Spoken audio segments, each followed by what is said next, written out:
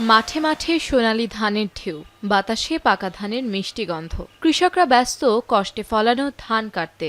কৃষকের ঘাম যেন মিশছে মাটির সুবাসে। এবছর আমনের ভালো ফলনে হাসি কৃষকের মুখে।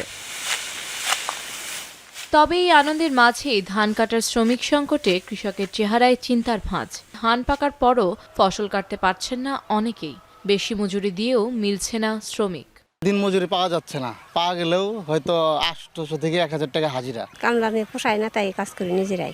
ধামরাইয়ের কৃষকরা এবছর BR49, BR32, BR7, BR17, BR34, জিরা বাদাম সহ বিভিন্ন হাইব্রিড ও উন্নত জাতের ধানের চাষ করেছেন। তবে শ্রমিক সংকটের পাশাপাশি সার ও কীটনাশকের দাম বেড়ে যাওয়ায় উৎপাদন খরচে পড়েছে বাড়তি চাপ। খেতে যে খরচ হয়েছে, খরচের টাকা উঠবো না। বিষ সারের দামটা যদি কমায় দেয় তাহলে আমরা কৃষকরা খুব খুশি। ধানের ভালো ফলন পেতে কৃষকদের সব ধরনের পরামর্শ দেওয়া হচ্ছে।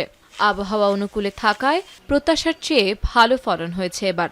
কৃষকরা অনুকূল পরিবেশ পেয়ে আমন ধানের আমাদের লক্ষ্যমাত্রা ছিল 8560 হেক্টর, কিন্তু আমরা এবছর দেখেছি যে আমাদের প্রায় 10,000 হেক্টরের মতো আমন ধানের উৎপাদন আবাদ হয়েছে এবং সফলভাবে কৃষকরা আমন ধান ঘরে তুলতে পারছে। ধামরাই উপজেলায় এবছর আমনের আবাদ হয়েছে 10,000 হেক্টর জমিতে। এখন সাভার।